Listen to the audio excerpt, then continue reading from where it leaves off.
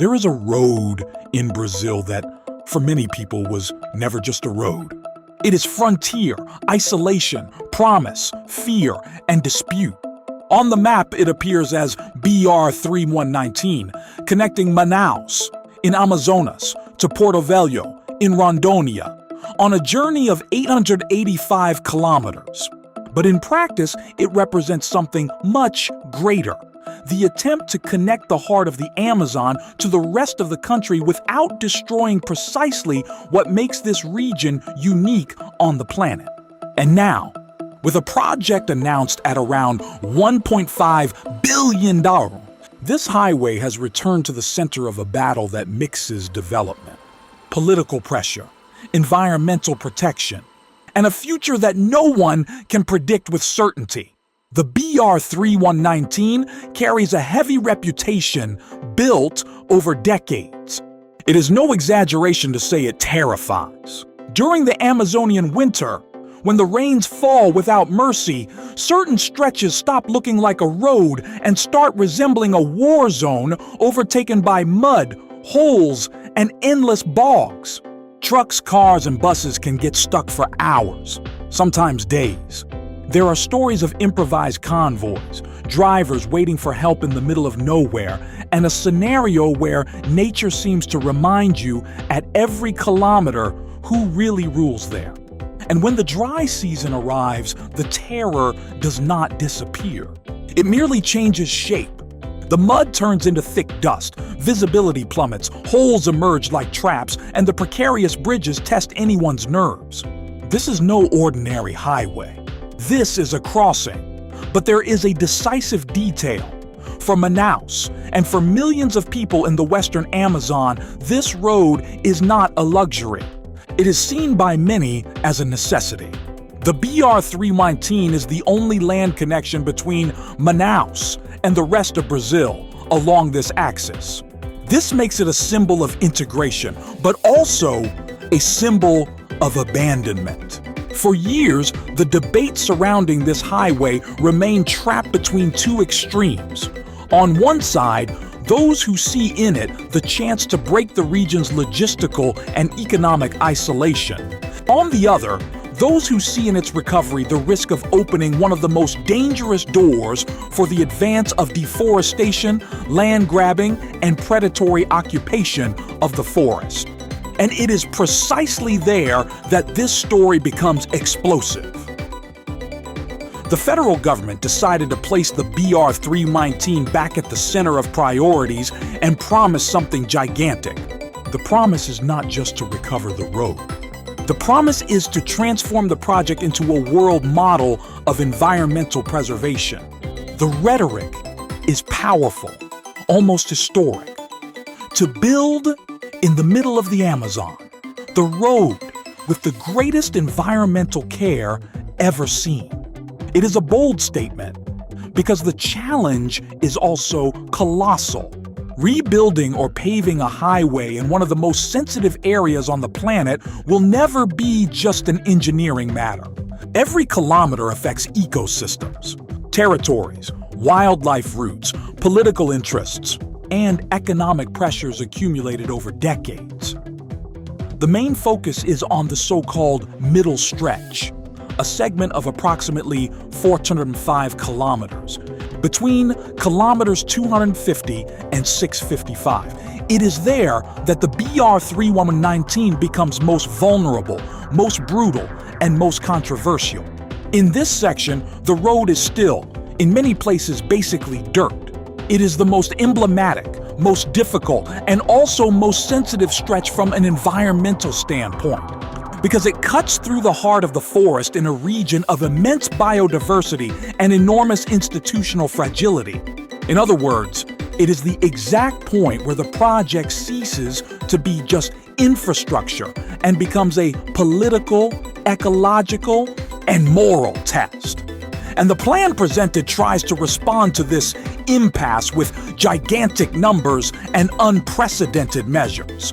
The proposal includes inspection and control bases, more than 170 wildlife crossings, about 50 bridges, and the creation of an extensive environmental control zone spanning over 40,000 square kilometers, nearly the size of the state of Rio de Janeiro.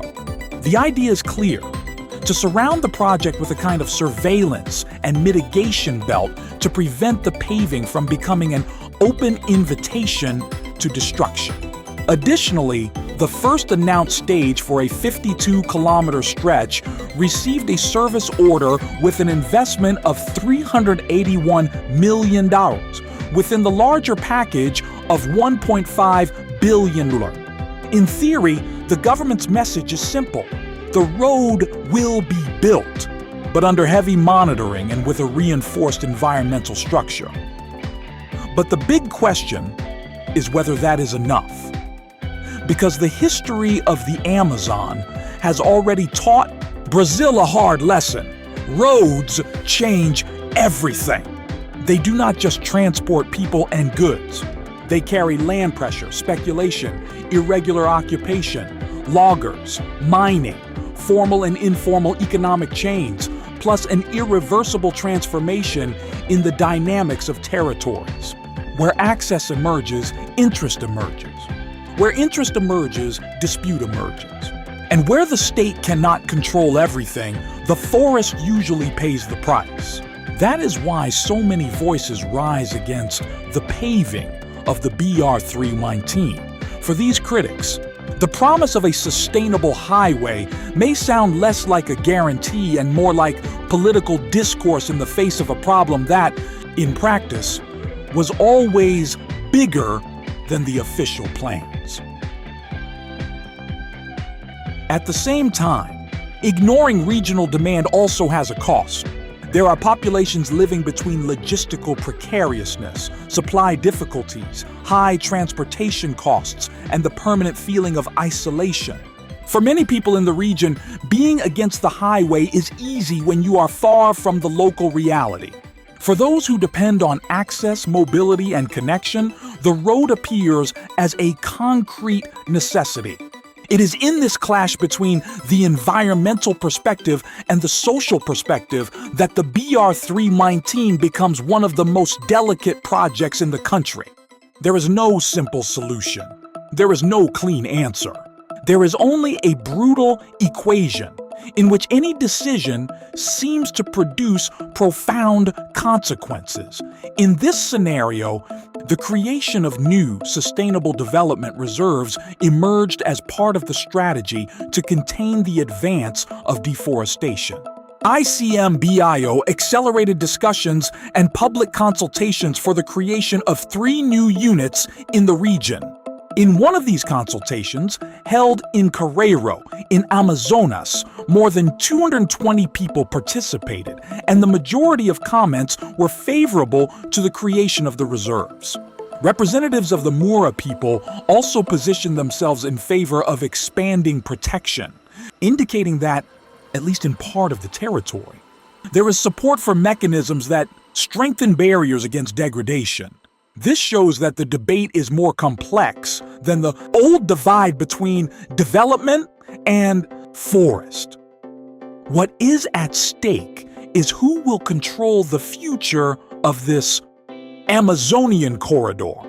And perhaps that is precisely why the BR-319 provokes so much unease, because it concentrates in a single strip of land all of Brazil's contradictions. A country that wants to grow but cannot fully protect. A country that speaks of integration but abandons entire regions for decades.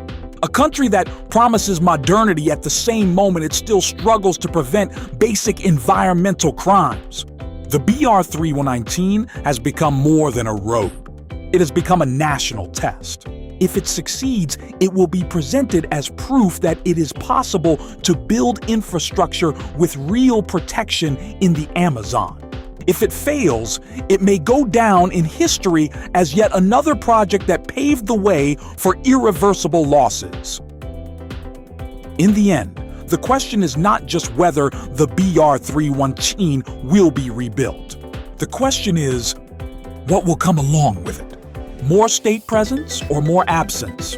More control or more invasion? More regional development or more pressure on the forests? The official discourse promises balance, technology, care, and vigilance. But the Amazon does not respond to promises. It responds to facts. And in this case, the facts are only just beginning to be written. The BR-319 was always a road surrounded by mud, fear, and abandonment. Now, it may become the most ambitious, most controversial, and most decisive project in the Brazilian Amazon. The asphalt that promises to connect can also tear apart. The infrastructure that promises to integrate can also accelerate a transformation with no turning back. And that is why what is happening there matters not only to the North, not only to the government, not only to environmentalists. It matters to all of Brazil. Because deep down, the battle for the BR-319 is the battle to decide what kind of country Brazil wants to be in the face of the largest tropical forest on the planet.